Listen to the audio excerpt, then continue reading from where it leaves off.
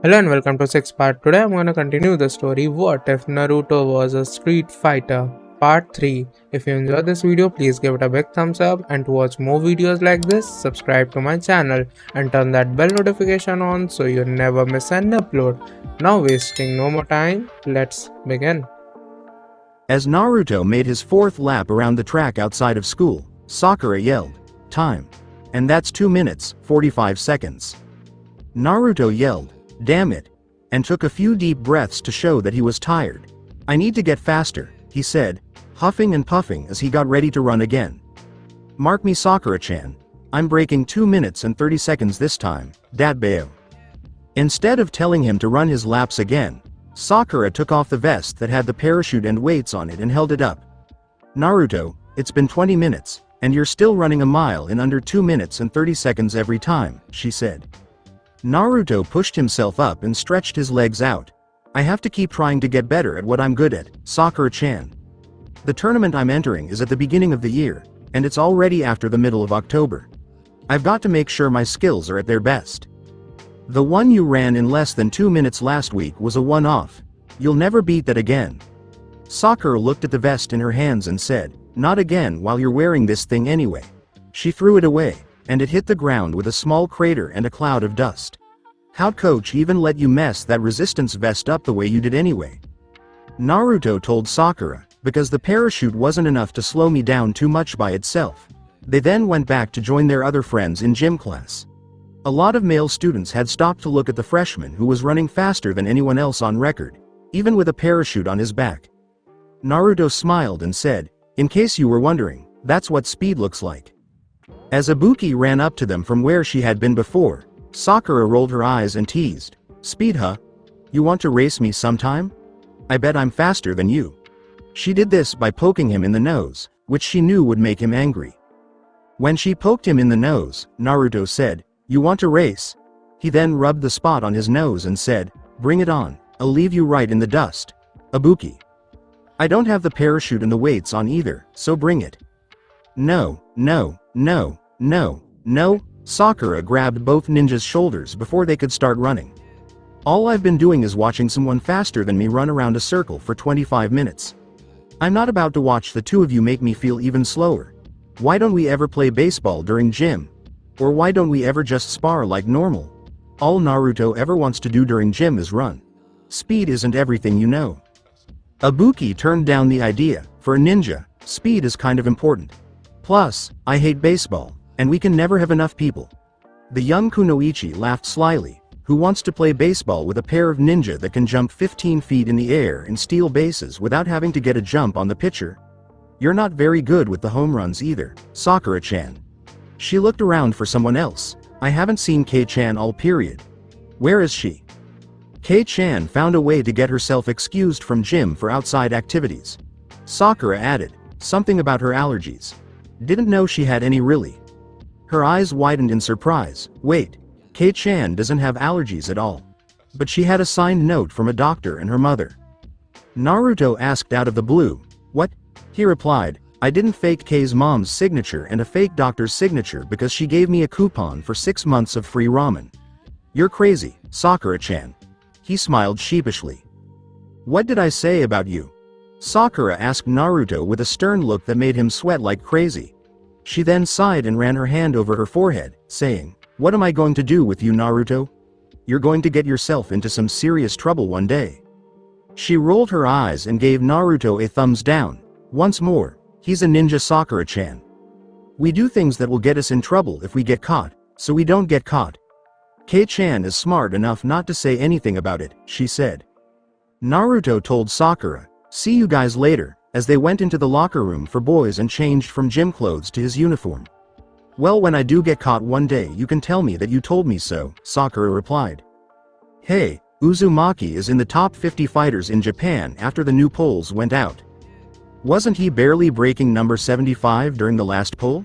Yeah, but there's a story going out that he called out Edmund Honda and fought his way through an entire stable of sumo wrestlers just to beat Honda himself. Then I heard he broke his arms to teach him a lesson for not coming out and fighting him directly." He shook his head and palmed his face. "What a stupid rumor. A whole stable full of sumo wrestlers.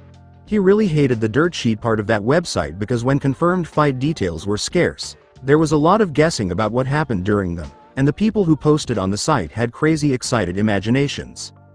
I heard he won that fight, then got down on one knee to propose to some girl right there on the spot. That dog. He hangs out with the strongest girl in school, her cute friend, and the new girl too.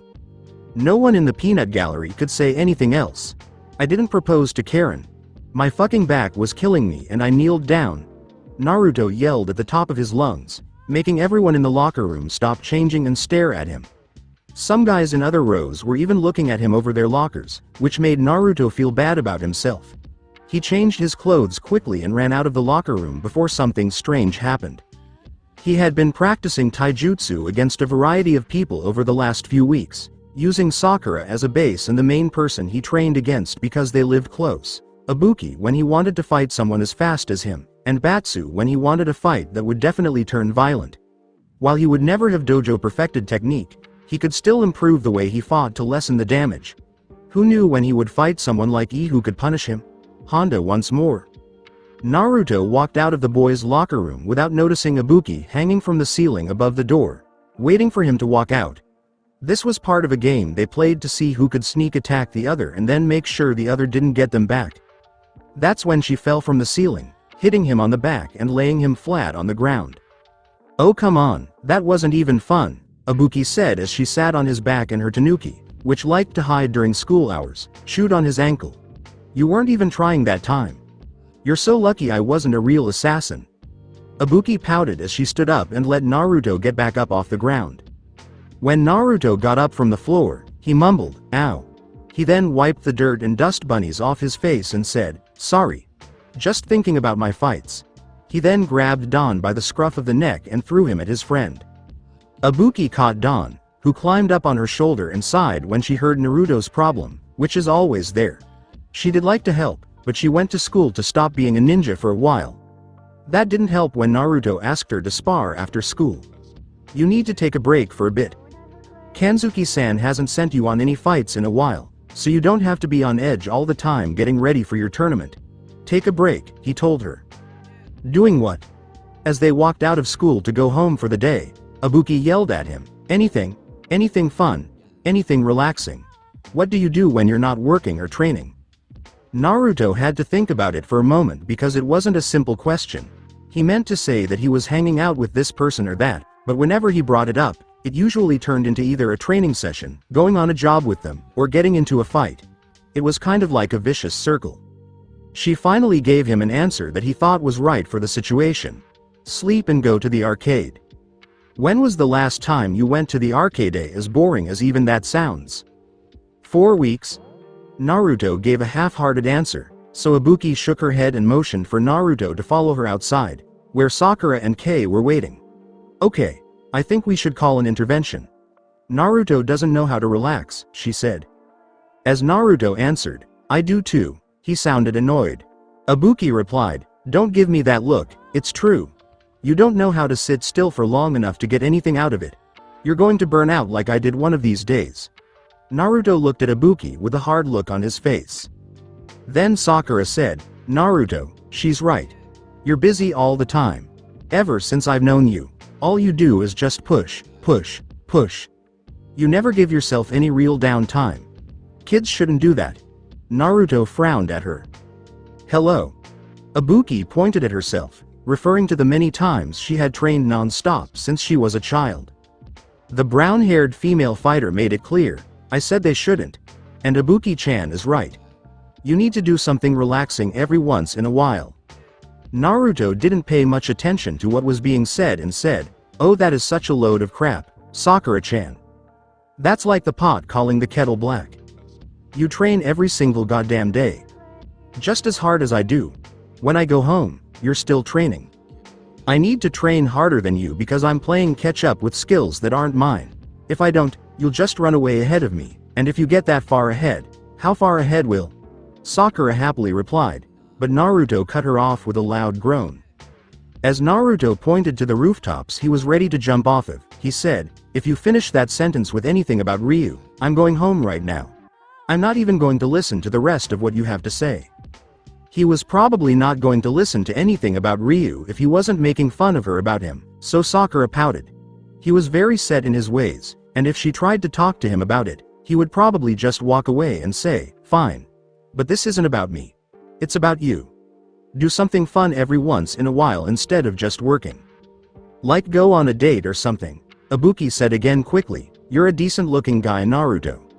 If you weren't so hyper-focused on fighting all the time, you could probably get a cute girlfriend. A lot of girls don't really like the whole fighting aspect, though, just so you know. Sakura-chan likes fighters. No, she likes a fighter, and that fighter isn't you. She doesn't like all of them, just one, and we all know who that is by now." Sakura blushed when Kei corrected her. When would they stop making fun of the fact that she liked Ryu? At some point, it had to get old, right? But I think Ibuki-chan is right. You do need something like that to teach you to calm down a bit. Just a worried friend speaking here, Kei said. Sakura made sure she could see Naruto clearly before reaching up to the top of her head. She did this to test her theory. Naruto reacted as if someone were about to attack him because she was so close. His body tensed up, and he turned to her to prepare to block the blow that never came. "See, you are on edge. Calm down. Nobody's going to hurt you here." "I like to blame whatever diet he was on in America," Kei said, nodding to herself as if she had found something to say. "I heard about all the sugar and other things those kids eat there all the time. Poor Naruto must have been crazy before he moved here. Someone can't be that crazy all the time." Naruto said under his breath, "Okay, that sounds good. Let's go with it." What was he going to say next? Would he say, "No, it's not that. It's an all-powerful energy source inside my body that wants to kill everyone that makes me hyper"? Because that would have been great. He knew, "I'm not that bad," before she even said it. "Yeah, you are." There weren't enough guys his age who weren't afraid of him at that school. He wasn't good at avoiding getting hit 3 times by girls during an argument, especially when they all seemed to be in sync and say something clear at the same time. Clones couldn't get rid of that advantage because they would be fake copies of the real thing, which wasn't as good. From that point on, he had to follow what the 3 girls said about the dispute. Well, fine, Naruto finally gave in to save his sanity. "So since you 3 are so smart, what do I do about this? Maybe giving up would make things easier." In an effort to help solve the problem, Sakura said, "I like Ibuki-chan's idea. You should go on a date and wear those nice clothes I bought you for your birthday." "A date with whom?" Naruto asked with doubt. "Girls don't like me, and both of you have reasons for not going on one. That's the only reason I can think of why I haven't gone on one with either of you before." Sakura could only think about Ryu and would compare every boy to him. At first, Kei was only friends with Ryu through Sakura. Eventually, she and Naruto became friends on their own, but Sakura was the one who brought them together in the first place. When he asked who might want to go do something with him, Ibuki hit him on the back of the head and said, "You're really forgetting someone close to you, aren't you? Think a little harder, why don't you?" Naruto blinked before looking at her. "Yuga, if you're suggesting I go on a date with Karen, you're out of your mind. She'd laugh right in my face, and then the whole thing would be miserable even if she did say yes. It's just not a good idea." "No, dummy, I'm talking about me." She looked at Ibuki with a puzzled face and asked, Wait, you always have to go back to your village after school. You only have about 2 hours to do anything after school before you have to go home. How are you going to go on a date with Naruto?" The kunoichi of the group gave Naruto a sly look and said, "Oh, all it'll take is some disguise and smarts."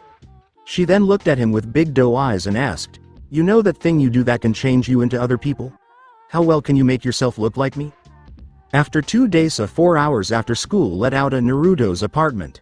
As Naruto finished getting ready to leave, he thought to himself, this is either going to be really good or really bad. He didn't understand how he let himself be talked into this stupid idea. A date? He had not thought about going on a date with anyone since the Sakura from his world, which was a long time ago. He didn't want to try that again in a place where no one knew him because it was hard with someone he had known for years.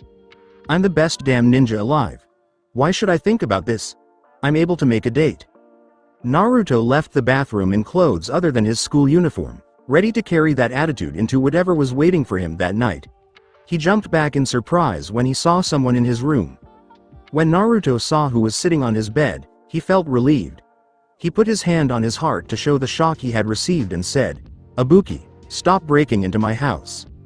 In a rather happy voice, the kunoichi sat on Naruto's bed with one leg crossed over the other and said, "But it's so easy.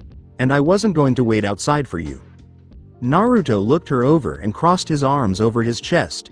"You didn't have to do that either." She still wore her hair up like she always did, but she wore a dark blue jacket over her black evening dress. She was wearing black wraparound dress shoes and looked great. She must have known this because she smirked at him when she saw him staring and said, "Don't give me that look. I thought we were supposed to meet up downtown after you put my clone in place." She jumped off the bed and said, "I couldn't wait, and getting your clone to the village was easy. All I had to do was hold his hand while blindfolding him so he couldn't see where it was. It'll be so easy, all your clone has to do is act like me until I can sneak back in. See? Easy." She grabbed him by the arm and led him out of the apartment. "Come on, let's go." In the meantime, Ibuki's ninja village without a name. Naruto Kage Bunshin with an Ibuki hooked on her head sat in her room wearing her ninja clothes and looked around. The blindfold was taken off the clone by Ibuki when they got to the edge of the village. She then gave it directions before running back to Alora City, which would take her another hour or so to get to. It made him think of Konoha, but the buildings were more classical than the way Konoha was set up, which was like a big, sprawling city. There were still a lot of trees and nature there, and people were moving quickly all around him. He thought of himself as being at home. It was important for him to remember that there were no headbands to tell who was a ninja because everyone was one. His nerves were on edge the whole time until he got to Ibuki's house with some other students from the same teacher and saw her room. Don heard Naruto in Ibuki's form and voice say, "This place is kind of cool." The tanuki was lying on the bed, not seeming to care about anything. I can see how it would drive her crazy after a while though. Naruto was used to living in cities in this world and was used to the comforts that came with that kind of life. Even though he didn't watch TV or surf the web very often, this world had many things that his world did not. Imagine that you were Ibuki and knew those things were there but couldn't get to them. For the sake of both of them, the clone was sure that the boss could show her a good time tonight. The clone was bored for now, though. Really, really bored. Given that it didn't know what fun things were in this village, it had no choice but to go to Ibuki's room and stay there to avoid being caught as fake. It wasn't the most exciting way to spend time in a ninja village after more than 3 years, but it was better than nothing. Naruto's clone said to Don, but mostly to itself, "I guess she was right when she said that all they do around here is train." It then looked over at Ibuki's form, which he had hanged himself into, and said, It said this inquisitively, as if it were thinking about the right and wrong of what it was about to do next. Then it shrugged and put both hands on Ibuki's chest, almost touching itself. "Man, Ibuki is firm." The clone assumed that Ibuki was firm because of all the training. It was good for her body. In response, Don opened one eye after trying to sleep and growled at Naruto clone for using his dirty hands to dirty up his owner's form. Naruto explained, "Oh, whatever, you stupid rat." He was still feeling what Ibuki felt like. You do worse stuff every day with Ibuki, and Sakura-chan just because you're an animal. At least this is technically my body.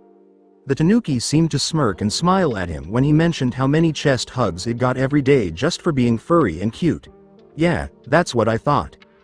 While Naruto clone continued to pet the form it had changed into and remember it for the sake of his creator, Ibuki's doorbell rang, which woke up the double figure who was still hiding. It almost jumped off of Ibuki's bed in shock, but it calmed down in time to save the day. Yes? Who's there?" "Ibuki-chan? Are you alright? You haven't come out at all since you came back from school, is everything okay?" From the other side of her door came the voice of a man about the same age as Ibuki and Naruto. Naruto clone quickly spoke in place of Ibuki and said, "Yeah, I'm fine. It's just that the trip back from Alora City was a bit of a killer today. I think I'll turn in early for the night." Okay. But we've got to get through with evening training first, come on." Naruto clone turned white. But Ibuki didn't say anything about training in the evening. She only said that he had to be her exactly as she said she was, which could be taken to mean that he had to keep up with her training schedule as well. Okay. If you didn't want to wait all night for the real Ibuki to come back, this was better. Plus, it might be interesting to see what kind of training Ibuki did every day. Sure. I'll be right out in a moment. Just don't be late, okay? Sanju-sensei's not the most patient guy. Before getting out of bed, Naruto said in Ibuki's form, "Trust me, I know." Don laughed, "Oh shush up, damn you." In Alora City, outside of a movie theater, Naruto and Ibuki are shown. Naruto's first thought was to do something easy, like take Ibuki to the movies. He had never been on a real date before and thought that would be the obvious thing to do. It was fun, and it gave him at least an hour and a half to think of something else they could do. She didn't seem to think it was a cheap way out, though, because Ibuki thought it was a great idea and jumped right into it. That made for a great start to the date because it was clear she wasn't hard to please. Ibuki hung on to Naruto's arm as they left the theater and said, "Oh, that's just not possible." They saw a movie about a huge monster that wants to destroy a big city, which made them say, "There's no way that's true." "It's really the truth," Naruto said with a big smile on his look. "I summoned this big toad before out of thin air, bigger than that stupid monster in the movie. I can't do it anymore, yeah, I've tried. But I used to be able to. Is it that hard to believe?" "Yeah, it is." Ibuki laughed with a bright lift to her voice. "You can do a lot of weird things like make copies of yourself and turn into other people, but giant super toads? I think I'd be too scared to believe it even if I did see it. But anyway, what's next?" Naruto gave it some thought while they watched the movie and decided it didn't matter what he thought would be fun. Ibuki had his own idea about what to do. "Why don't you tell me what you want to do? There's got to be a lot of stuff you haven't done yet since you started coming to the city all the time." She seemed to want to do nothing but enjoy being in the theater. When she was told to tell him what she wanted to do, she got very excited. "Well, I don't know how you'll be able to pull this off, but there is one thing I've really wanted to do for a while," she said. With Ibuki's unnamed ninja village that looks like Naruto's. Everyone in Ibuki's village learned the same things. There were a lot of students who worked in the same way as her. Naruto's clone saw that she was better at it than the others during training. Still, it was stupid to train in the middle of the night. He didn't feel that at all. He didn't really learn anything secret, and it was probably best that he didn't because Ibuki might get in trouble for letting this happen just so he could go on a date. But Sanju, Ibuki's sensei, kept a close eye on Naruto clone the whole time, and the clone made sure that every move it made was exactly like what he had seen Ibuki do when they had trained. No one said anything, so it looks like he did a good enough job to avoid being called out. The guy who was Ibuki's friend wore a bandana like hers over his brown hair and a tight blue shirt with tan GI pants. He talked to Naruto clone like he was Ibuki. It was pretty weird, but it worked out. At that point, all he had to do was go back to Ibuki's room, and everything would be fine until the real Ibuki came home to take over. Along with another ninja, Sanju watched the students go inside the house where Ibuki was staying. They waited for all of the students to leave before Sanju said, "That isn't Ibuki." It's a good impersonation though.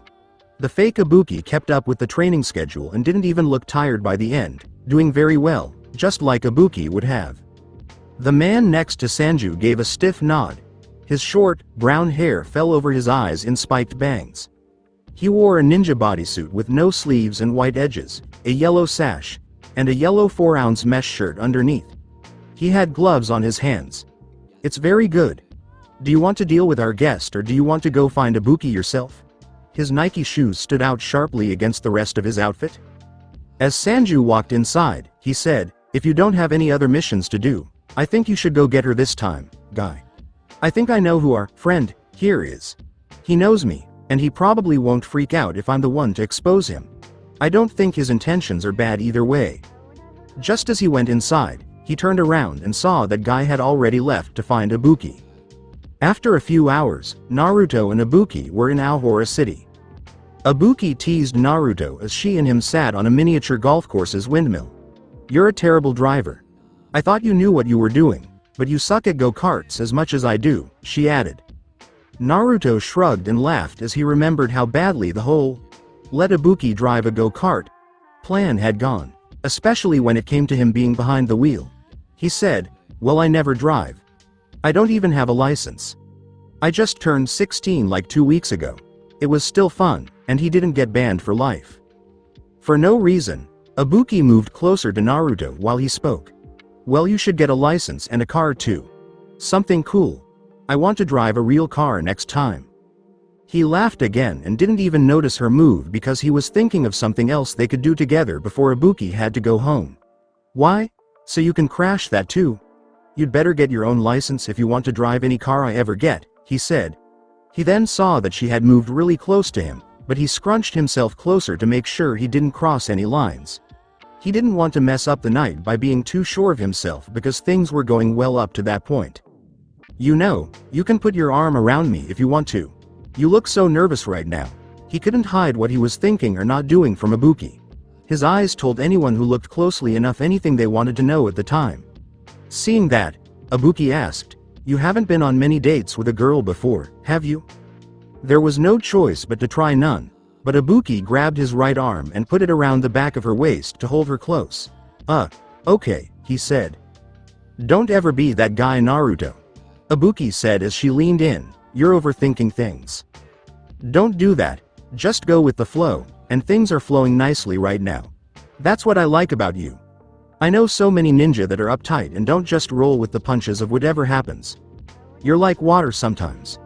You go your own way, and if someone tries to change that path or get in the way, it had better be a real force to actually make you do it, or else you'll make them pay for trying." He replied with a smile. Wow. Naruto had no idea that would happen. "So, did you read that somewhere or did you come up with that on your own?" "Okay, I see. That's how you want to play it." Ibuki smiled, even though she was about to say something mean. "You know, I wanted the whole date experience when I got you to go on this whole thing. I most likely won't be getting the whole walk up to my doorstep for a good night, but I guess that would be too normal for me. However, I guess it served its purpose in the end either way." "What do you mean?" Naruto was too old to pout about anything, but Ibuki laughed when she saw him do it. "Don't worry about that, worry about me. I'm still your date, and I want to do one more thing before I have to go back home," she said. She wanted to do something else, right? That didn't bother Naruto at all. "Anything you want. What do you want to do?" he asked her because he wanted her to have a great time with him. You're making a bad habit out of stretching your time away from the village for your school, Ibuki." "Oh come on guy." Ibuki yelled at the man. "I was about to go home. You didn't need to come all the way out here." Her face turned red as she thought about what Guy had almost been there to see her do. "I was helping a friend." Guy's face didn't change as he looked down at the two of them and said, "You seem awfully comfortable for someone who is supposed to be helping a friend." Oh, crap. It looks like Ibuki was caught. But his clone had never gone away to let him know they were in trouble. You might be able to save the day and do some damage control to keep her from getting into too much trouble. It wasn't going to work to lie to this guy. Naruto could tell right away that this guy wasn't going to take any excuses, not even the one he was ready to give about losing track of time. As Naruto got up from next to Ibuki, he tried to put a lot of the blame on himself. "Look, this whole thing is my fault. Do you think that our lifestyle is some kind of game?" Guy asked Naruto as the young blonde teen caught his eye. "I'm aware of who you are by way of what Sanju has said about you, and I have to ask the question. Just what do you think being a ninja is? You do common household chores, odd jobs, street-level grunt work that would be better served for a gang enforcer. And you call yourself a ninja? It's not just the way that you fight that makes you one." What was with the dull voice when he was trying to say something mean about him? Right away, he made Naruto angry, and Ibuki's frown showed that she didn't like this person either. "Just because I don't do the same kinds of things that you doesn't make me a fake ninja." Naruto smiled with a frown. "I don't have a village to give me my missions or to fight for, so I've got to do my own thing. If you don't like me I don't care, but don't insult me. Being a ninja is all I've ever done. What's your problem anyway? I said I was sorry, and she's ready to go home." Guy jumped from the windmill blade to where Naruto and Ibuki were standing. He stood just above Naruto's head and said, "Ibuki is a model kunoichi, or at least she was until she met you. These mistakes are happening more and more often in a short amount of time, and I'd even say you could be the problem." As if Guy were talking to someone else, Naruto pointed to himself and asked, "Me? What the hell did I do? I'm just trying to get along here." "Ibuki's focus has been off, and she hasn't been committed to our way of life," Guy said as he paced around Naruto. "And now I see her with you. What does that tell me? That real ninja work has been bogged down to the glorified stalking of a 15-year-old girl," Ibuki joked. annoyed that one of the most important people in her village had interrupted her night. "Why are you even concerned with this? You're not even from my clan in the village." Guy looked at Ibuki with a serious face and said, "My master is friends with the leader of your clan, and I also consider him a friend. I am your elder in this case, Ibuki, and your current attitude surprises me. You're slipping." Ibuki told Guy, "I'm stronger now than I ever was. I haven't been slacking off at all. In fact, I've been training right after school most days, just like I would have been at home. I just do it with my other friends." She would rather do other things than train as long as she was outside of her village, but she had to admit that training with her friends was more fun. And Naruto's a plenty strong partner to work with. "Sanju-sensei should have told you how good he was if you were set on coming out here to mess up our date," she said. "I thought you called this you helping a friend out." "It was. It is." This made the younger female ninja even more excited than usual. "It's a date that's helping Naruto out. He saved my life from a whole platoon of Geki clan ninja. I can go out with him if I want to." Naruto looked down and saw that everyone on the miniature golf course was looking at the three people standing on the windmill with interest. He decided to speak up and ask, "Can we take this somewhere else?" Ibuki and Guy then saw what was going on and nodded, so the three of them jumped off the windmill and went to a different location. With Ibuki's unnamed ninja village that looks like Naruto's. Naruto's Kage Bunshin was passing the time until Ibuki came back and he could dispel.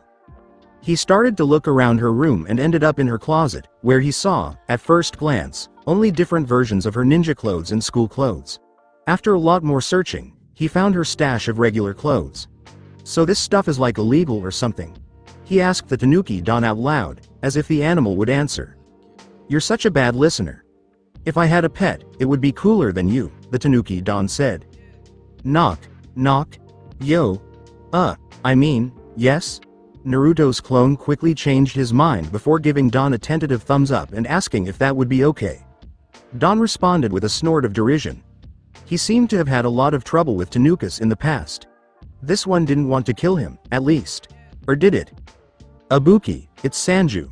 "Yes, sensei, what can I do for you?" "You can open the door and let me in for one, or is there a problem?" The clone of Naruto turned pale, but she couldn't just shut the door if Ibuki's sensei came to see her. It would be too risky to do that because it seems fishy. He had to show how well he could really act like Ibuki, or else he would lose. When he opened the door, Sanju was already there. "Hello, sensei. Do you need something?" Don was looking at Sanju with great interest as he walked into the room. "Nothing important, Ibuki," he said. "I just thought I would come here to tell you." He shut the door and looked at the Naruto clone, then cleared his throat. "I already know that you're not Ibuki, isn't that right, Uzumaki Naruto?" He saw Sanju move to hit him without reason and laughed back before dropping the transformation. Okay, I'm not Ibuki. Damn it. How much trouble is she in?"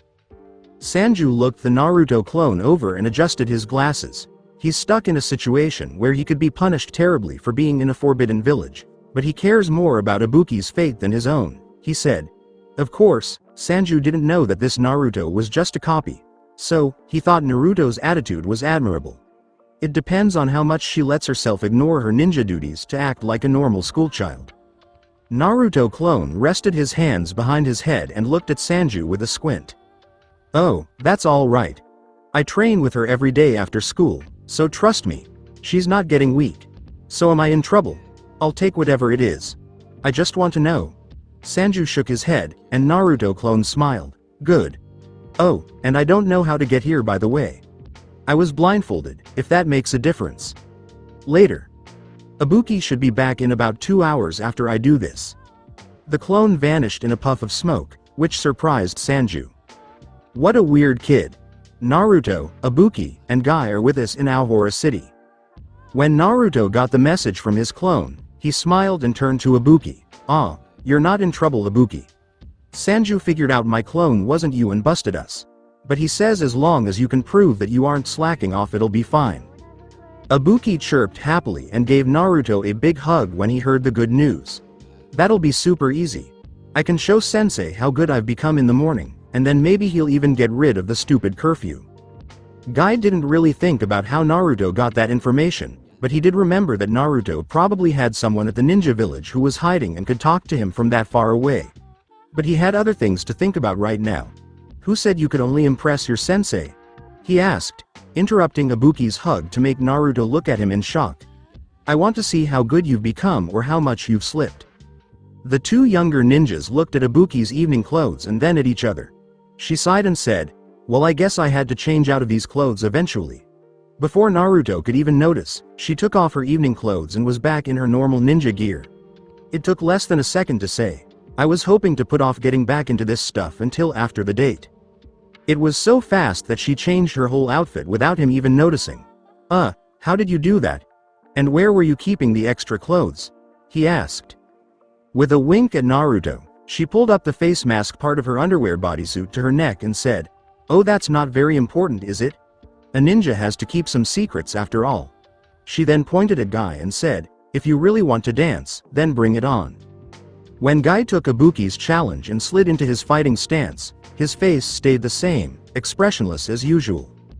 When Ibuki moved to the middle of the street to fight Guy, Naruto asked, wait a minute, you're going to do this here? Right in front of my place? He finally gave up trying to stop them and climbed to the top of his apartment building to watch, kick his ass Ibuki. Ibuki nodded as she took her ready stance and waited for the right time to fight Guy head-on. She didn't show any impatience in her first move. She wanted to show that she had grown as a ninja instead of going backwards. She also wanted to show that spending so much time outside of the village was good for her. Guy stood there as still as a rock. It was clear that he had a lot of patience and would not be the one to make the first move without thinking it through first. He chose to stand there all night. Ibuki was not going to be able to wait it out. She knew that, too. This is why she struck Guy first, even though it was risky. Took Ibuki by surprise by running at Guy in a zigzag pattern down the street. She then jumped in from the right and hit him with a spinning axe kick, which Guy avoided as he moved in close to fight her. Guy's main offensive move was to hit his opponents hard with backhand strikes with his lead hand to throw them off balance so he could hit them harder with his right hand. But Ibuki was quick and threw short punches before jumping out of Guy's reach, making him chase her for a while. Hayagaki fast run. She yelled the next time Guy didn't give her the space she needed to control the pace of the fight because she was tired of being kept at a safe distance by Ibuki. He rushed straight ahead, slipping well within Ibuki's preferred distance, and slid at her legs, delivering a kick that sent her head over heels to the ground. The kick flipped Ibuki over and she landed on her back. She quickly rolled to her front and threw a bunch of shuriken at Guy, but they missed as he ran at her again and showed how much faster he was by dodging her attacks and running right at her again. Ibuki got up and tried to block his next attack with a spinning backfist, but Guy dove out of the way and hit Ibuki twice in the body, sending her backwards and holding her stomach. To defend herself, she hit Guy with a hard high kick, but Guy blocked it with his forearm, pushed her back, and then attacked again. In order to get behind Guy, Ibuki jumped over him in a corkscrew shape instead of fighting him again up close. She used kunai to hit Guy in his blind spot while she was in the air, but he was able to turn and avoid them. This made it possible for her to land safely and attack him without having to deal with his counterattack. Kazajiri Wind Gilly. She hit him with a jumping high kick that he blocked, but she changed it into a bicycle kick that hit him under the chin, popped him backwards, and knocked him to the ground. Guy rolled to his feet and jumped into the air to deliver a nasty spinning kick with multiple rotations, Bushin Senpukyaku Spiritual Warrior Whirlwind Leg. The series of jumping spin kicks hit Ibuki in the face at least 3 times and knocked her back to the ground instead. Do you surrender? She stood back up, a little shaky, and faced him down again. Why would I quit? She asked. I'm going to make you eat dirt in just a few seconds. Before launching at Ibuki to continue his attack, Guy said, you're not getting another chance to attack me again. When Ibuki saw him coming, he quickly turned around and ran away. He jumped off of a parked car on the side of the road, then off of the side of a telephone pole, and finally landed on another pole.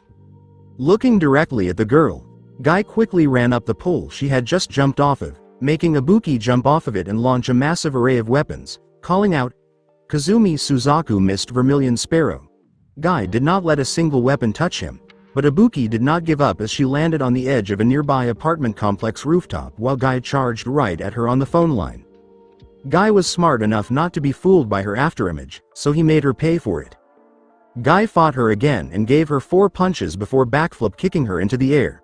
Nothing personal, Ibuki, but this is a lesson for you. Bushin Goreizenpujan spiritual warrior roaring thunderstorm god. He said as he crouching on the ground and disappeared in a cloud of dust. When he came back up above Ibuki, he finished her off. What? He asked. You really thought I'd let you hit me 5 times straight and wouldn't have a counter handy? I can see why Naruto always says this. Don't underestimate me. Ibuki was even higher in the air than Guy. She held several kunai and threw them at Guy while he whipped around to block them. No one really hurt him, just gave him light scratches on his arms and legs, because that wasn't the point of the attack. Gotcha. Ibuki used the kunai attack as a feint to hit Guy in the jaw with an elbow smash. She then fell on Guy's back with her knee in it, forcing him to hit the roof face first. Goodbye Guy. Hashinshu. Whoa. Naruto yelled as he ran over to where Ibuki had slammed Guy into the ground. What the hell was that? You never used that on me or Sakura-chan. Took a deep breath and sat down. Of course I never used that on you. You're my friend. That's a nasty way to finish someone off. You don't do that to people you like. She jumped back up when she saw Guy start to get up. Are you kidding me? You should be out cold. My body is tougher than you think, Guy said, his lip, nose, and hairline cut open. I can take more than you expect me to. He saw that she was ready to fight again, so he told her, I don't need to see you anymore, Ibuki. You've shown that you are still improving even with all the distractions of school. By taking off her face mask, Ibuki showed Guy a nasty bruise on her cheek and under her jaw. She smiled happily that the fight was over and said, I have some people who help me think outside the box. Even when I'm not in the village, I'm picking up different ways of fighting from my friends. Naruto is one of them. Well, whether she liked it or not, being forced to train with Naruto and Sakura every day worked for her, and she was grateful for that. Naruto gave Guy a long, hard look and Guy got one back. Naruto smiled proudly as he said, I see. Well, it's time to return to the village Ibuki. He then turned his back on both Ibuki and Naruto and got ready to leave. I will have to test you one of these days, Uzumaki Naruto. It won't be in a short battle like it was with Ibuki. It will be to a definitive finish. Guy jumped off the roof and started walking back to his house. Naruto ran to the edge of the building and yelled at him, Oh, it'll be a short battle. Yeah. I'll put your ass down in 30 seconds, Dadbao. He then turned back to Ibuki and said, Man. I'm going to have to fix that for free. He sighed and walked up to Naruto. Well, it was fun while it lasted, Naruto. Thank you for taking me out, even though it didn't end the way I thought it would. Yes, he knew that running into Guy and fighting him was a bad thing, but all night long, Naruto kept wondering if one of his rivals from Alora City would run into him and start a fight. He had been ready for this to be how the night would end.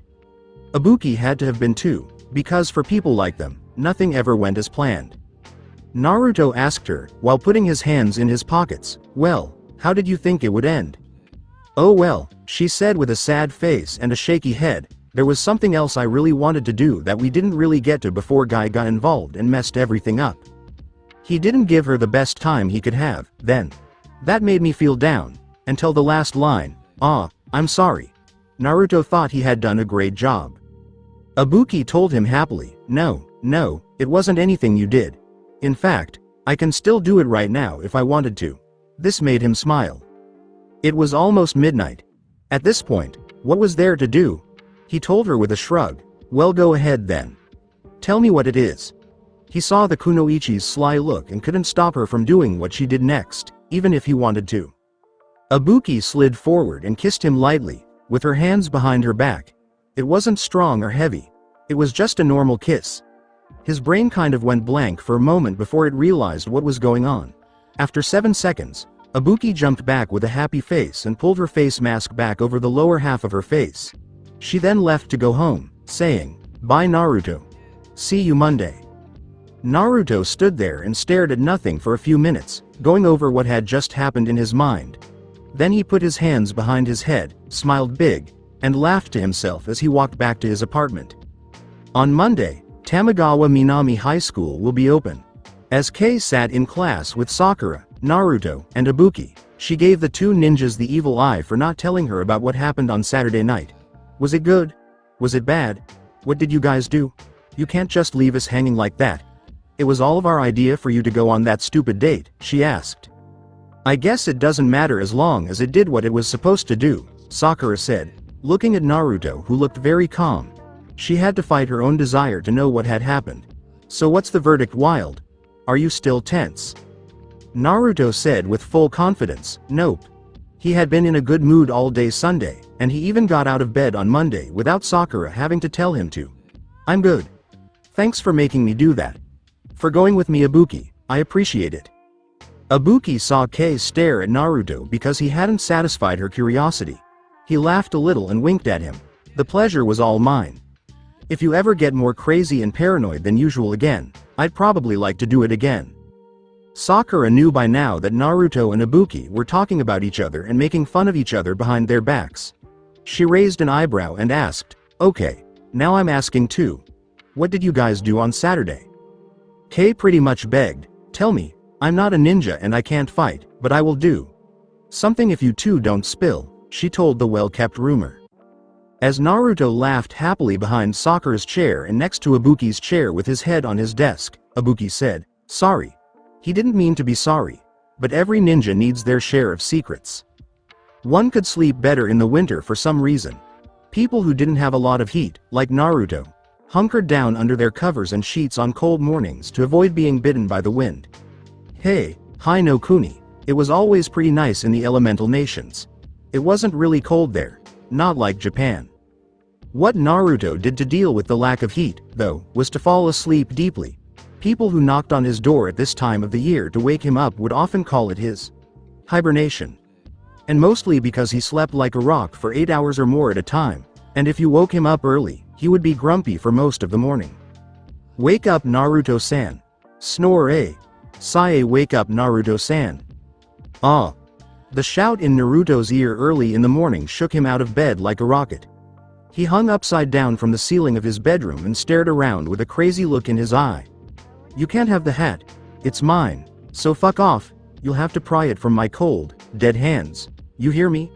Go be a cage like I did if you want the damn thing, you wannabes. What on earth is a cage supposed to be? Is that something significant? Naruto focused his eyes and looked down from his ceiling. Karen was looking up at him with a curious look on her face. Shibazaki was standing next to her, having jerked back because of his sudden movement. And Ishizaki was looking into the room from the doorway because Naruto's room was already crowded with 3 people, let alone his big body. What terrible bad luck. Naruto was having a great dream when the person he thought was the devil, dressed in a red school uniform under a leather coat, happened and stole his attention. Such a good color for Karen to wear. He thought it was way too early for this nonsense. It just so happened that he didn't know what time it was. How the hell did you get into my house? Naruto asked while still hanging upside down from his ceiling. The door is triple locked. This was an extra safety measure because Ibuki kept breaking into his place, sometimes just for fun. She could have just asked to come in, but she thought it would be more fun to mess around with his security and fuck with him that way. But Karen didn't pick locks, and he didn't think either of her 2 helpers could either. Karen looked up at him with her hands on her hips and smirked. The landlord opened the door for me when you wouldn't wake up when I knocked, she said. He did, of course. Naruto gave Karen a blank look to let her know that he wasn't too surprised by what she said. With her money and power, she could easily get into any part of his private life that she wanted to. He agreed, though, and asked, okay, next question. Why are you here? When Karen heard Naruto's second question, her pretty face turned into a frown, and she kept looking up at him with her brow twitching. I can't believe you forgot about today. Unbelievable, she said. He asked, what's today? Before noticing that all he was wearing was boxers. Karen looked right at him like she didn't feel bad about it, like she didn't even care. Do you mind? He asked. He wasn't sure how to feel about Ida, impressed or hurt. That was her honest answer, not really. He took Karen to a bathhouse that was full of jerk sumo wrestlers. She should have been embarrassed by her male body at a different time. Not when she saw Naruto at home. Even though he looked better. Now get ready for the day. We need to get to Tokyo by 2 in the afternoon to sign you in. Naruto told her, giving her a confused look that made her roll her eyes. For the tournament. It was, or should I say is, today. This is shocking news. Naruto unexpectedly fell from the ceiling onto the middle of his bed, breaking the box spring and possibly his neck because of the angle at which he hit the ground. He then lay back on his bed and looked up at the ceiling, saying, "Ow. Okay. Everyone get out so I can get dressed. After I figure out if I broke my neck or not." Karen told him as she walked backwards out of the room, "If you broke your neck, you are still fighting by the way." Naruto gave her a lift of the arm and a thumbs up for her comment. "Oh, look, you can move your arms. At least you are not paralyzed. Now chop chop. We have 7 hours to get you to Tokyo and signed in."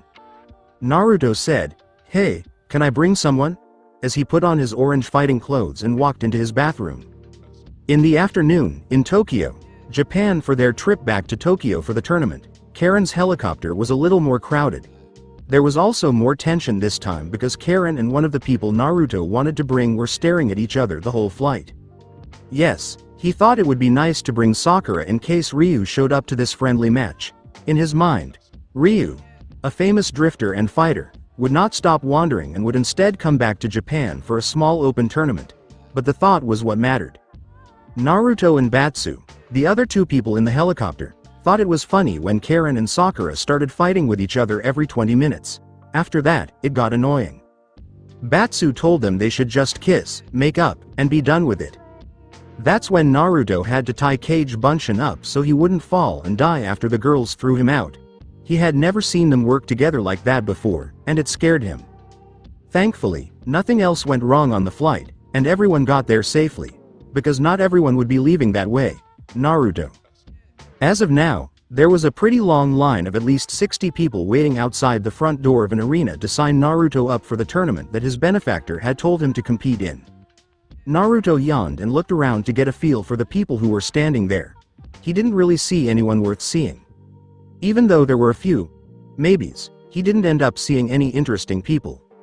Karen had even gone somewhere to wait for him to sign up because she didn't want to be in line with real people. For some reason, Sakura and Batsu stayed in line with him. Good people, don't leave him there by himself in that awfully dull situation.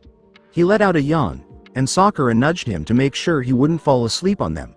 "Why are you guys waiting in line with me anyway?" Naruto looked surprised when Batsu said, "I'm fighting. There's no real reason not to. I'm here. I'm in line anyway. It's not like I'm rusty or anything. I train with you all the time. It could be fun, and for a high school student, the money wasn't bad at all.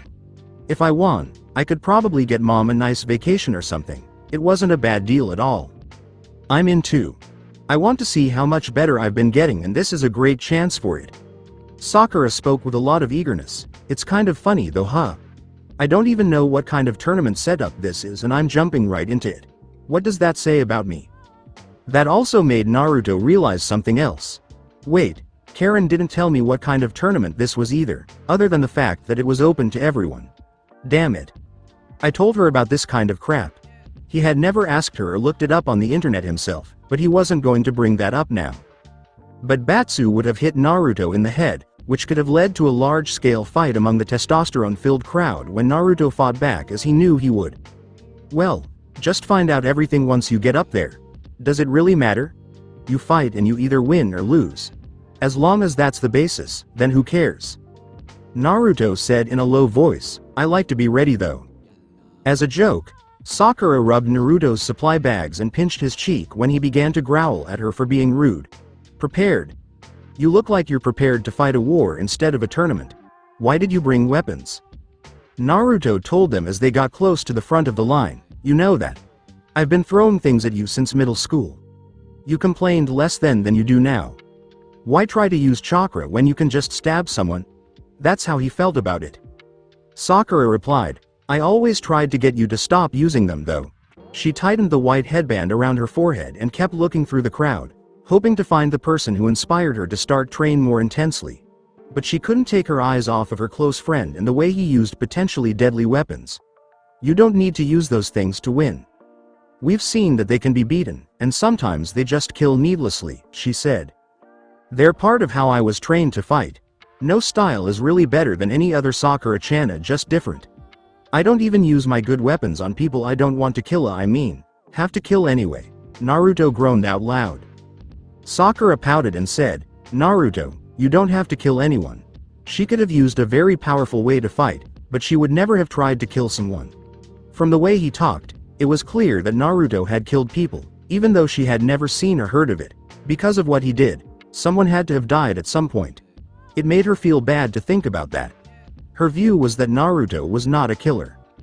He also didn't want to have that conversation because he knew she wouldn't understand. You just keep thinking that for as long as possible. He also didn't want her to understand it. People in this world didn't like killing and dying as much as people in his own, even though some kinds of violence were okay, like the kind he was about to do. When Naruto got to the small sign-up desk, he smiled at the person making the signs and pointed to himself. Uzumaki Naruto, signing up for the tournament. I'm ready to roll and kick some ass, Datbayo. Fantastic, said the uninspired person working the desk and doing paperwork as he started to have Naruto sign his name and other information.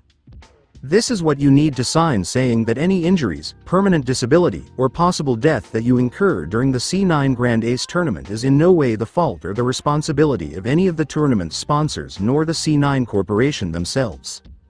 Also, that tournament competitors are not to be persecuted for the things that will happen to you and them, and that any actions taken and consequences that happen during the event are your own responsibility because you chose to be here or not.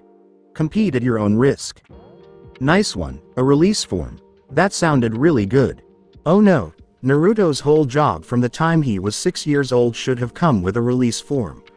Of course, he couldn't have sued anyone or filed charges in Konoha or anywhere else in the elemental nations. It was a world where strength makes right. Kami, he missed not having to deal with all that red tape. After Naruto signed the paper and gave it back, the man asked, any next of kin or emergency contacts to notify in case of catastrophic injury? Naruto rolled his eyes and smiled. Naruto pointed his thumb behind his back at Sakura and Batsu and said, I guess just them. And Kanzuki Karen if you know how to reach her too. She's around here somewhere, and I'm not giving out her contact info. The man's eyes went wide when he mentioned Karen, and Naruto knew he shouldn't get used to it because it was a bad habit and he hated people who did it. So what now? He asked. Qualifying round. Follow this person to get to your match. Now? The three young people from Alora City all looked at each other and then decided to do it. Naruto followed a person into the arena through the front door, through the halls, and into a second venue set aside for smaller events. There were already some people watching the elimination process, it seemed. Before they went inside, the man told Naruto the rules. Okay, so this fight has a 5-minute time limit. There won't be any time limits in the actual tournament, but we're trying to cut down on the number of competitors, so if the fight goes all 15 minutes, both of them are out. You can win by taking out your opponent or forcing them to give up. It doesn't matter how you do it. Naruto asked, no ring out? He knew that these tournaments nearly always had rings or some other way to keep things in order. The man laughed and opened the door for Naruto to walk through, asking, what ring? When Naruto looked through, he saw that there was no ring, just what he thought was the area where the fighters were supposed to fight, with metal guardrails between the fighters and the crowd. The crowd made the place mostly dark because all the lights were on what was supposed to happen in the fight area. Good luck, kid. Naruto walked out through the crowd and stood alone in the ring. He punched his other palm with his gloved hand while he waited for his opponent. Huh. I guess you sign in on one side of the place or the other, and they take you to this room to fight whoever signed in at the same time on the other side. Tricky way to pick elimination matches, he said. As soon as the doors on the other side opened, a flood of kabuki instruments began to play. His opponent then walked through the empty space left for him. A man in fancy robes walked out. He had white face paint on and his long red hair was tied back with a headband that looked like it had small horns on the front. When he got to the ring, he took off the robes, leaving him in blue wristbands, blue boots with yellow pads on the front, and loose white pants. As he got into the fighting space and struck a pose, fans cheered and threw streamers at him. Dude, what the fuck? Naruto yelled as the man in face paint stretched out. The crowd cheered and the kabuki music kept playing. He gets a whole entrance. What about me? I had to walk in like I wasn't important? You are some nobody. Someone in the audience was heckling Naruto. He yelled back, shut the fuck up, which made several people nearby move away from the angry-looking young man. I'm finding a way to get some damn entrance music next round. This isn't fair, he thought to himself as the PA system came on to start the fight. Introducing first, from Alora City just a few hours away, He stands 5 feet 8 inches, and weighs in at 154 pounds. The self-proclaimed greatest ninja in the world, please welcome Uzumaki Naruto. During his introduction, Naruto spread his legs wide and raised his hand over his head. The people who didn't seem to care that he was there gave him a light cheer. Okay, so his opponent had to be well-known, and he was just the next person he had to beat to move on. That made him mad a little.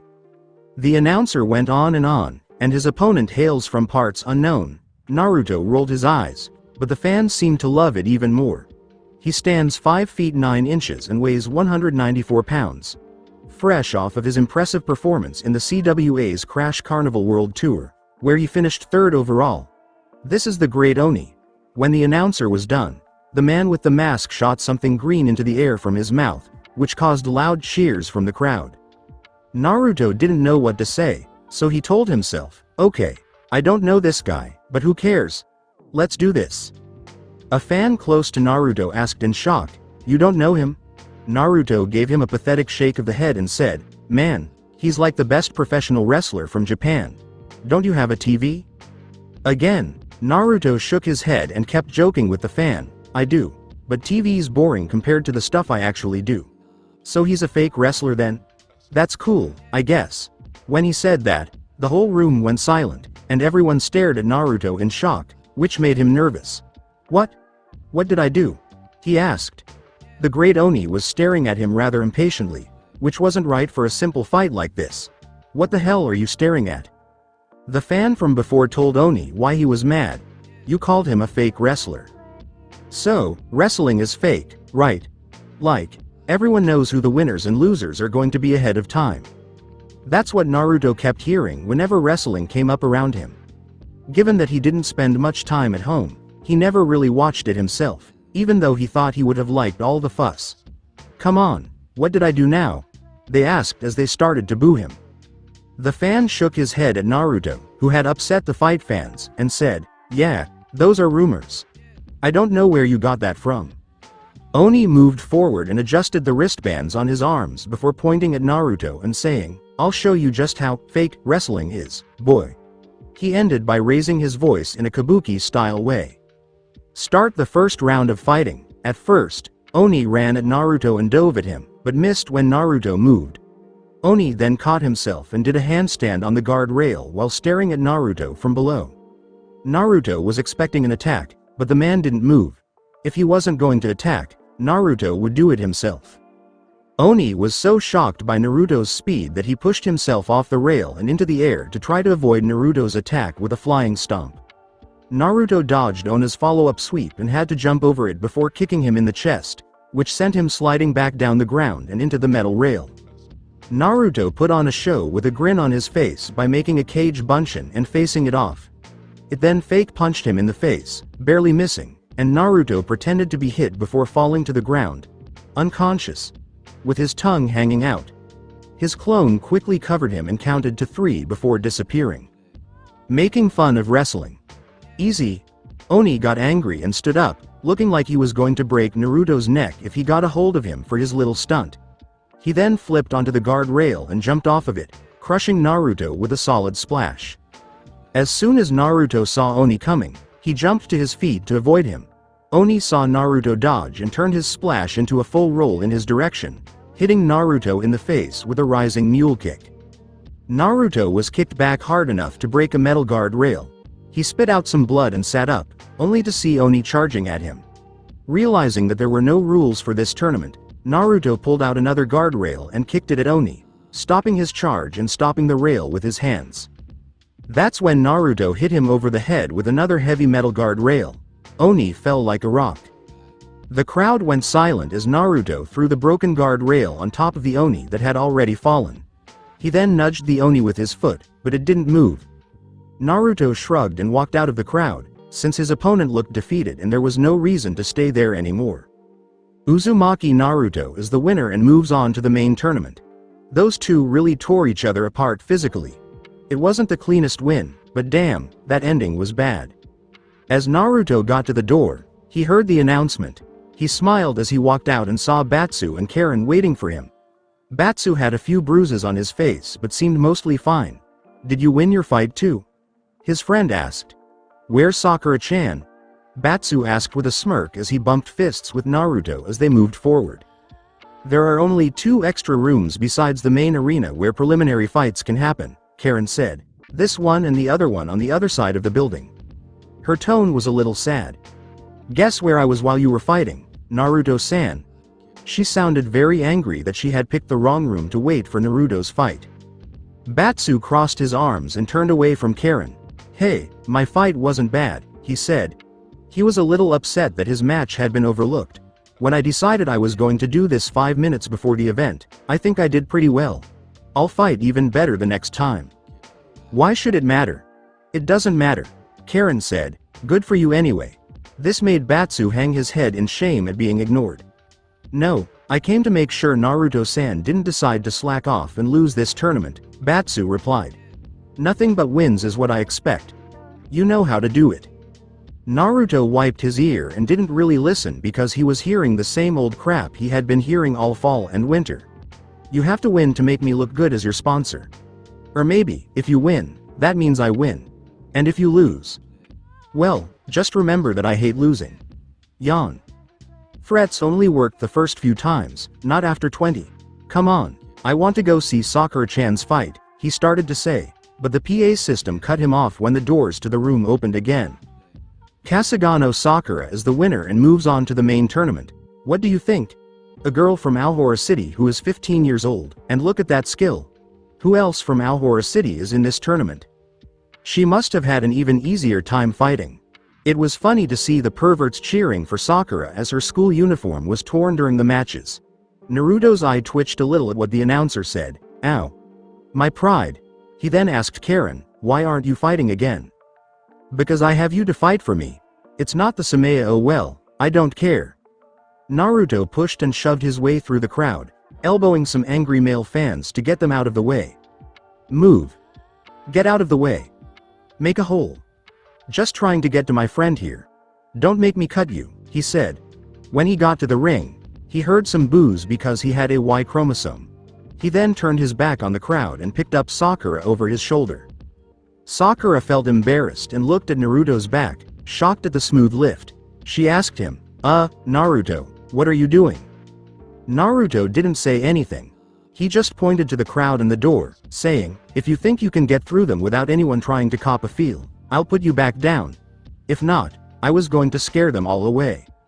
Even though Sakura didn't want to be rude to the people who had just cheered her on to victory, she couldn't help but notice that their eyes weren't really leaving her, and some of them were grinning in a lecherous way. Damn that stupid school uniform. It really brought out the worst in men. Okay, she said. Please get me out of here. Okay, that's fine. Sakura-chan, hold your skirt down. Or don't, Naruto told her before jumping over and on top of fans as he got to the exit door and set her down. He got a hard punch on the shoulder for his skirt comment, but at least he warned her that he would get an eyeful. Jiraiya wouldn't have said a word and would have had his eyes fixed on the right to get as much of a panty shot as he could have before putting her down, but Naruto was polite to his best friend. Okay, we're all in. That's great, Batsu said, kind of fired up now that the preliminaries were over as far as they were concerned. No more scrubs to fight, and he hadn't gotten to fight all out in almost a year. And now what? Naruto replied with I don't know, look. Naruto screamed in pain as Karen hit him in the ear. She then had her own thought. You could go to the main arena, where the tournament officials are putting together the brackets right now, as they have been since I walked in the door. Just a thought, she said as she stomped her feet and went back to the spot she had been talking about before. As Naruto, Batsu, and Sakura followed Karen to the main arena to figure out how the tournament would work, they both said, smartass. If she knew this much about the damn tournament, then why isn't she fighting? Naruto whispered to the others, which made Sakura laugh a few times. What would that be, Naruto-san? Did you just say that you should lose money because you broke the rules? I'm being good. Damn, after 4 hours a main arena. A lot more people showed up to try to get into the tournament, but they had to be turned away. Besides that, the many fights that ended early because they ran over the 5-minute time limit really slowed it down. So the kids from Alora City and Karen's 2 butlers found seats while they waited for the tournament to start. Batsu had gone out to eat lunch and came back with an enormous amount of food. Karen just sat between Shibazaki and Ishizaki, who were her buffers for the common people, including the people she came to the tournament with. And Naruto fell asleep almost as soon as he sat down. Sakura tried to stay busy while she waited for the tournament to start, but she got too bored and eventually fell asleep, using Naruto's shoulder as a pillow to feel some comfort. Karen looked at Naruto and Sakura and frowned when she saw them sleeping. She then turned to talk to Batsu, who was steadily eating to keep his energy up for his upcoming fights. "Ichimonji-san," she called out to him while he was tearing through a bag of chips. "Why are Naruto-san and Sakura-san so close? Does it only hurt to fight?" Some parts of Batsu didn't think it was important, but it was clear that Naruto and Sakura were closer than most boys and girls were without dating or anything like that. He could see why Karen might have been curious. How many normal friendships could she have had if the stories she told about the Kanzuki family were true? He could at least try to answer her question by saying, "Well, Sakura was Naruto's friend years before he met me or anyone else he'd even loosely call a friend. He had his very first one in Japan. For him, it's pretty important." "Why? Look at Naruto," Batsu said, pointing to his blonde friend who was sleeping. He then opened his eyelid to show Karen one blue eye that didn't seem to wake him up. "He's a real Yankee.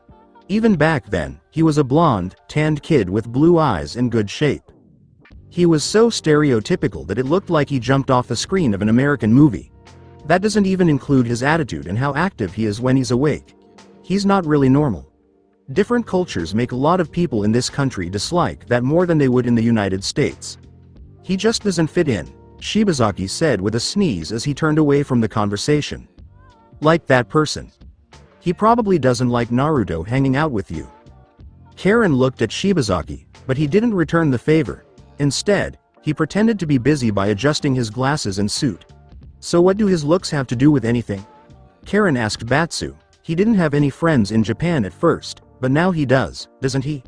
It doesn't make sense why they're so close." Batsu replied, "Yeah, it does." He took a moment to swallow so that he wouldn't choke on his food while he spoke. "Loyalty for one. He's like that with everyone. Besides that, she lives just around the corner, maybe 2 or 3 blocks away. Even if Sakura didn't want to fight, they would have stayed friends. It didn't hurt that she was, though. That's how he makes friends with everyone else, it seems." "Really? That sounds interesting," Karen said. "And how does that work out exactly? No matter who wins, the losing side will feel bad about the winner. How did getting into fights make him friends?" "Although we had fought before we became friends," Batsu said with a shrug as he sipped his soda, "it got me as a friend. Then he helped me with some problems at school, which is how it all began. That's how it worked for you too, right? You fought him before, right?" Karen took a moment before nodding. "See, isn't it strange? There are times when you hit him with your best shot and he gets back up. You want to ask him how he did it. After that, it's hard to dislike the kid." Well, it was kind of true. Karen really wanted to dislike Naruto when they first met, but it became very hard for her to do so after seeing him a lot. She now had what she called a indifferent tolerance for him, which was her public way of saying that she liked him. Then she saw that Batsu had stopped eating for a while and moved in front of Naruto and Sakura, who were sleeping. He held up his phone and asked, "What do you think you're doing?" He said, "Taking a picture of this to send so that Hinata and I can fuck with them both about this later." Batsu's phone made a shutter click sound to let him know that the picture was taken and stored in the memory. He laughed as he showed Karen the picture and said, "They look way too comfortable for where they are."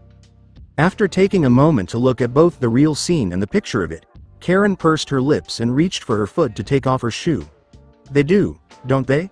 she said before winging the shoe and hitting Naruto right in the corner of his forehead, stirring him from his leisurely slumber with a start as his body snapped to readiness and he looked around only to see Batsu holding back laughter and Karen smiling innocently while putting her shoe back on. "Did you have a nice rest?" Naruto looked around to get his bearings and rubbed the sore spot on his head. "Hey, did a big bug fly into my head just now?" he asked. Both of them woke Sakura up. "Or a bat from the roof. Something really hit me." "I don't know what to tell you, man," Batsu said, trying not to laugh out loud by finishing the rest of his food. "Maybe Sakura hit you in her sleep?" "Oh. Okay. The still reawakening Naruto and Sakura looked at each other and blinked once before Naruto's brain finally kicked on its logic portion, which was coincidentally the last system of his mind to turn on after waking up. Wait, a Sakura-chan's on the wrong side. From there, she couldn't have hit me. Which one of you jerks hit me? Maybe I hit you. What would you do about that kid? Hearing a stern voice from behind them, Naruto got up from his chair and turned to face the person. If you were in the tournament, I'd wait until we fought, then I'd stomp you. If you weren't, I'd find out if fighting would get me kicked out, then I'd stomp you, he said. Then he realized he was facing a sumo he hadn't seen in months and asked, Honda? Are you here to kill me?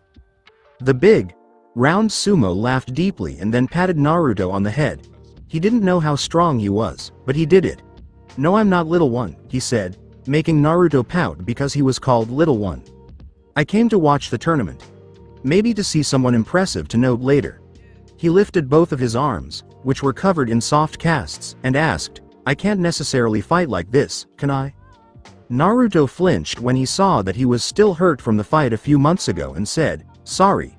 He didn't mean to do that much damage, but getting smashed by a man over 300 pounds seemed like it would be okay. No need to apologize for what was done in a fight.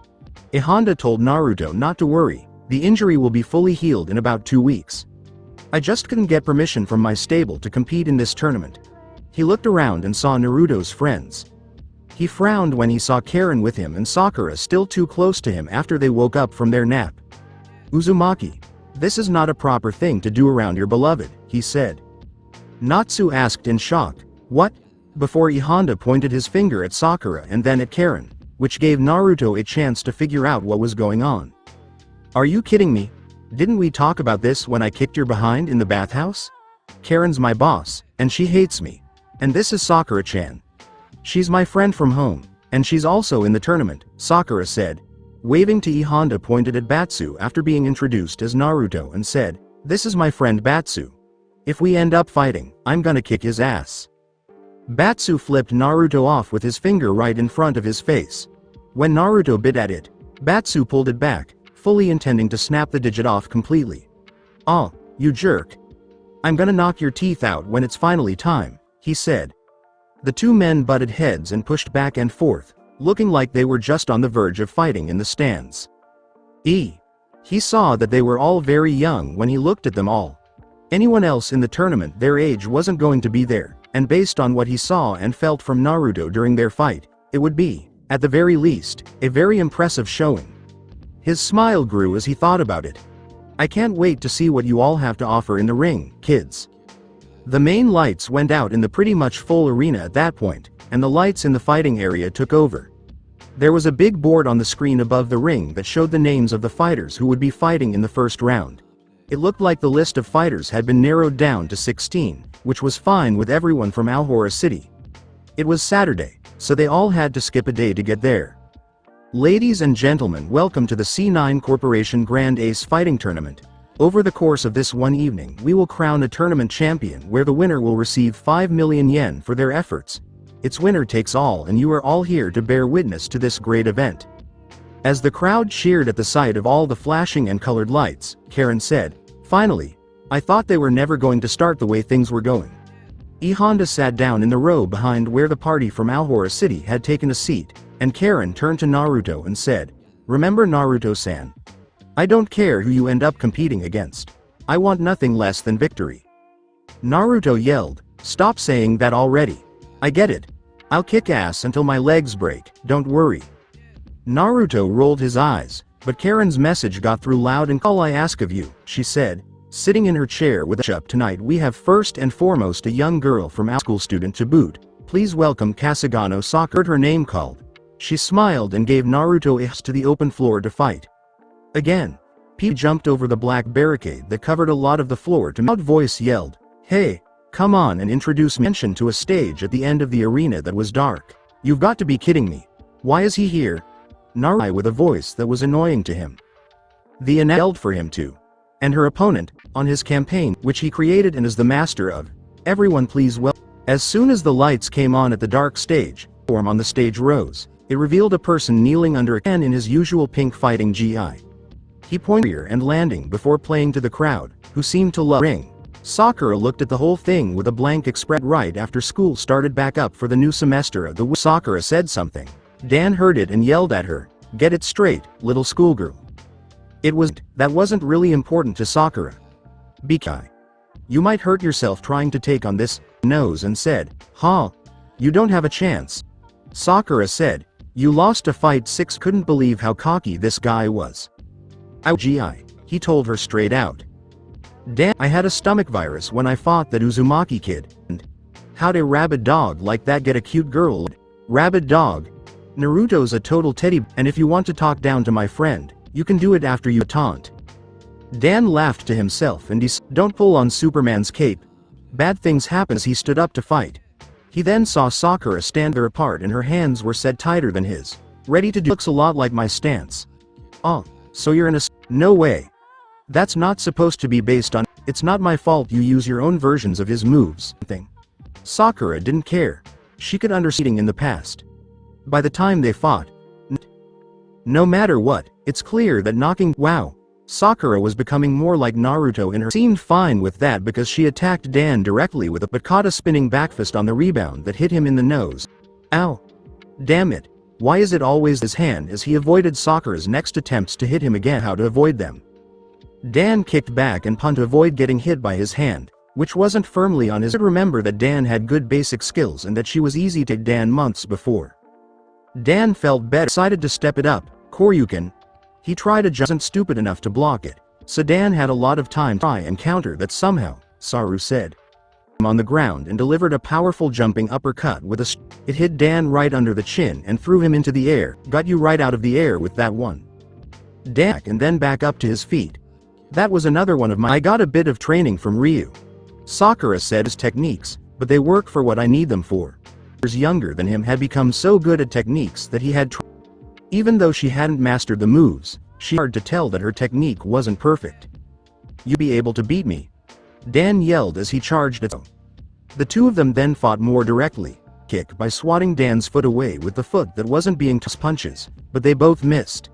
He was then Hadoken Surge Fist. Sakura with some satisfaction as it hit Dan, knocked him back. "You end a fight."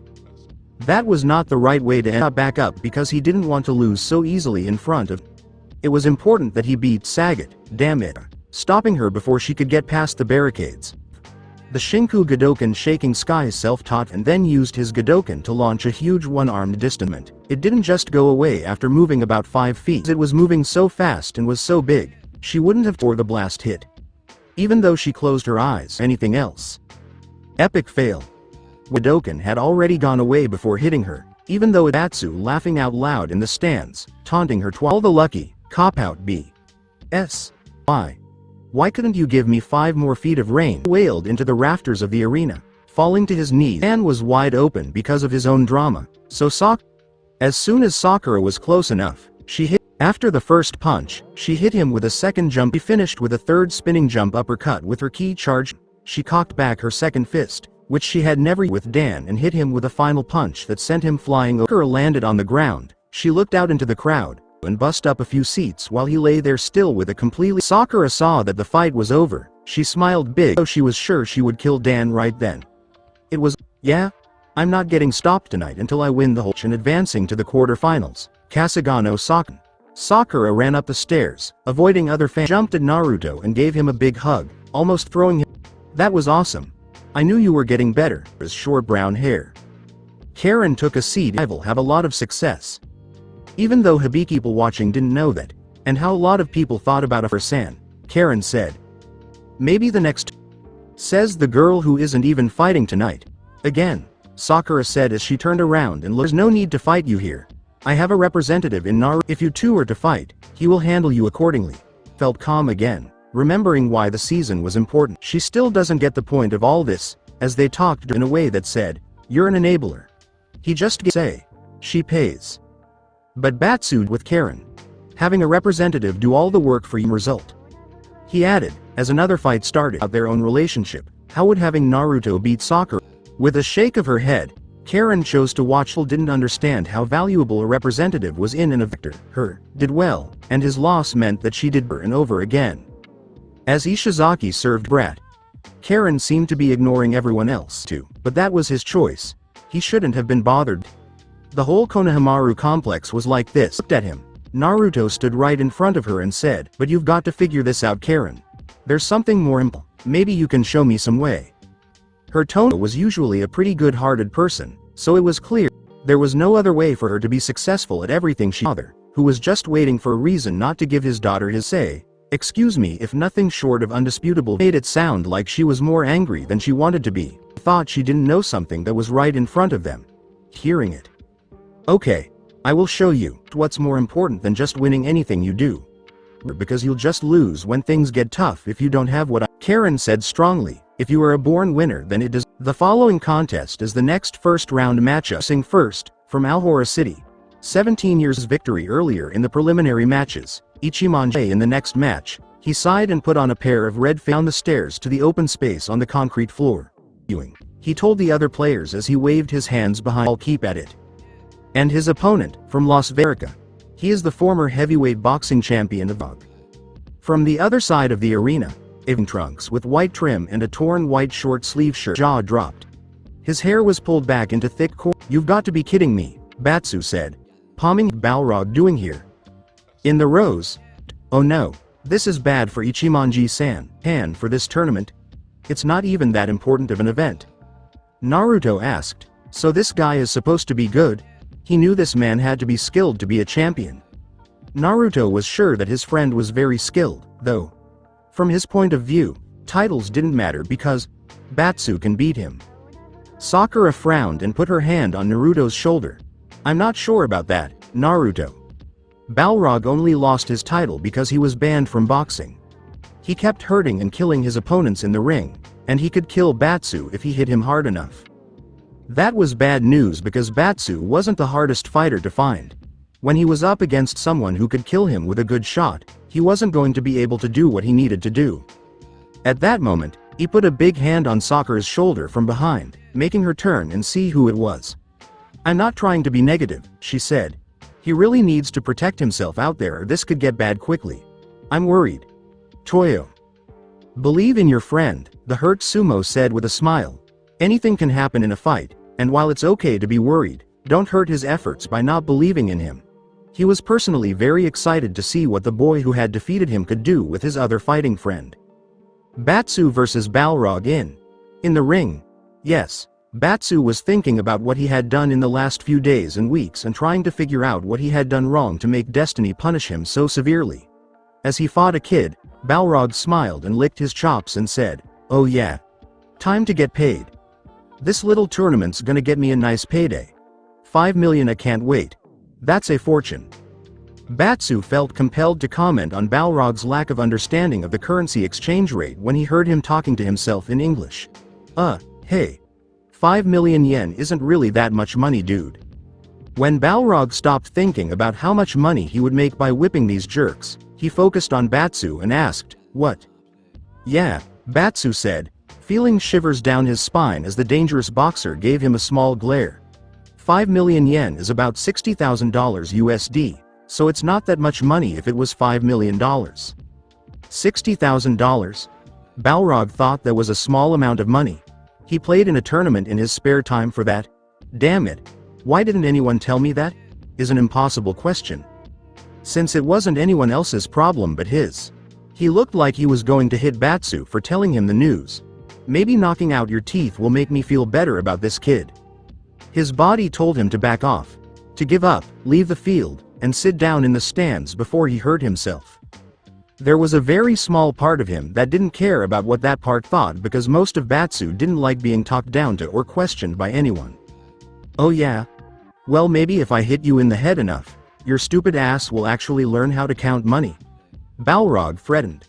Batsu reacted angrily, then pretended to have an epiphany. "Oh wait, that's probably what's wrong with you in the first place. You punch-drunk punk bitch. Thank you American TV and movies for helping to make that insult popular in English." Balrog replied, "Yeah. You're dead, kid." He then raised his hands in anger and walked slowly toward Batsu, threatening to teach the boy some manners. Didn't he know who he was dealing with? He was about to learn if he didn't. Batsu wasn't in the mood to learn anything from fists right now, which was too bad. He also wouldn't let the boxer get close enough to try. Kaiden guts bullet. Batsu yelled as he held out his left fist and punched it with his other hand, sending a crazy energy blast at Balrog. Balrog narrowed his eyes at the attack and laughed. He then stomped forward with one big step and punched the projectile attack straight on, sending it flying into the crowd, where people had to duck to avoid getting hit. "You ain't keeping me away with little light tricks," he said. In the rows, Sakura was shocked when she saw someone block a ki blast with a punch. How is that even possible? She asked herself. Naruto's teeth clicked irritably as he watched the battle below.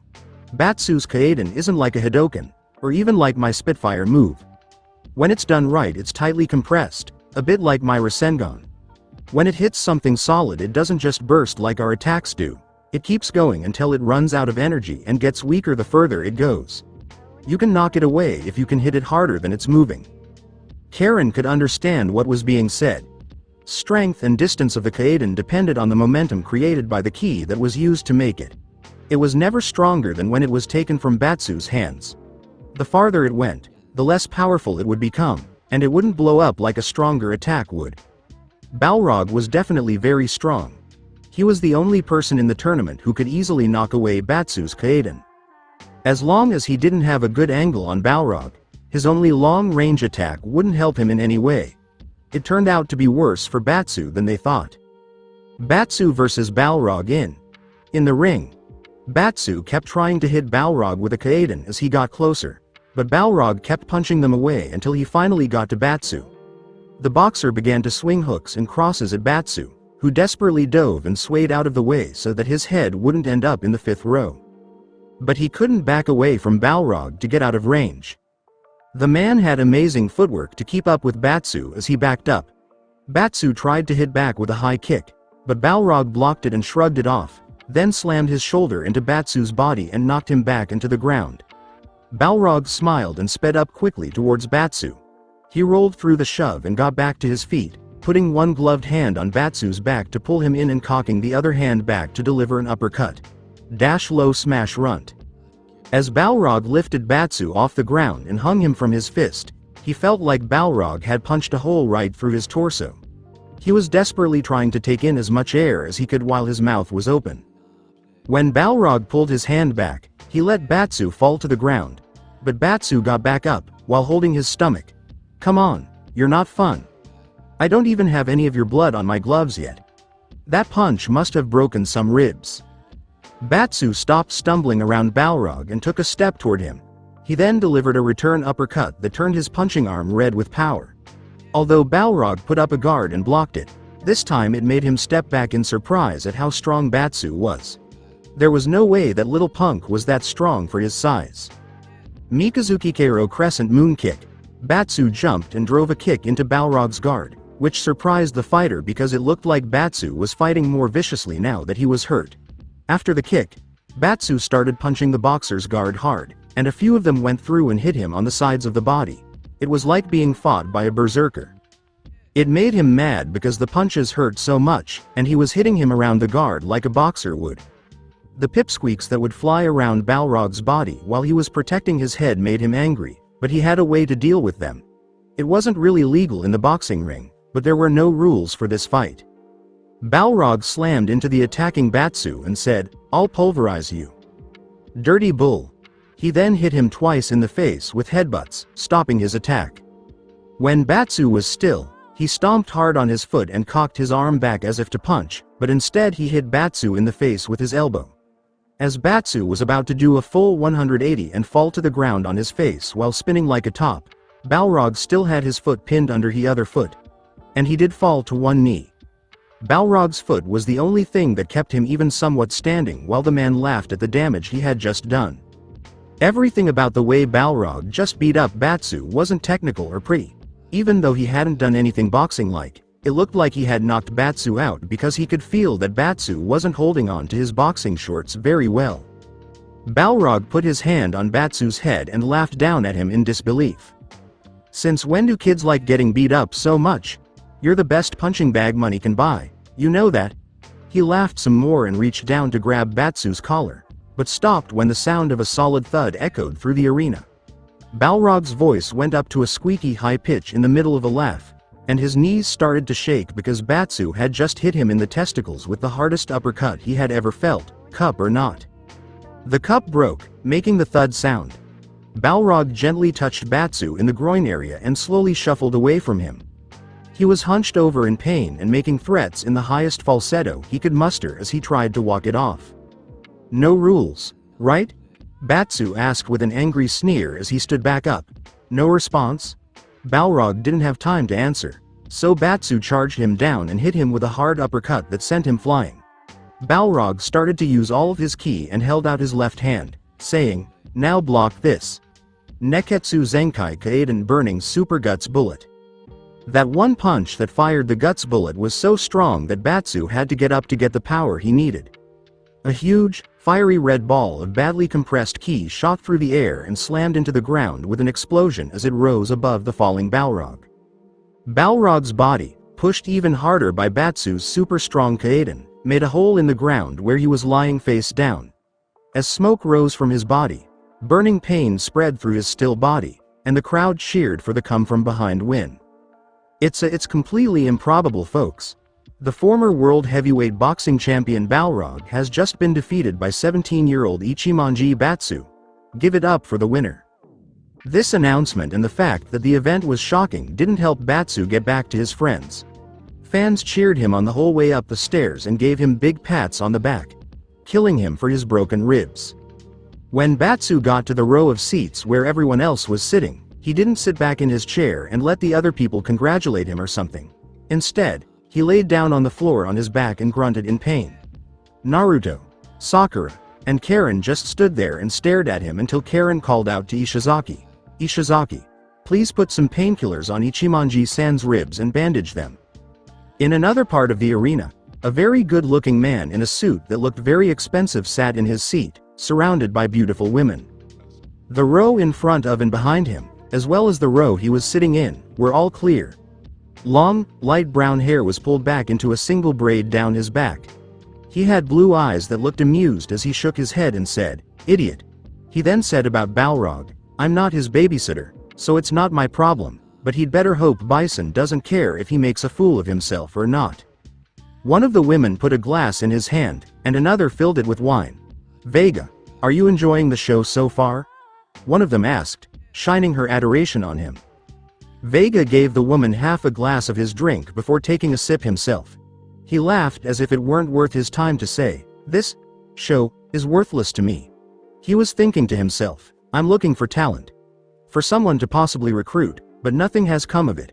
There's no way that the boy who beat Balrog could ever do that again. And every single person here is so terribly ugly, it is disgusting."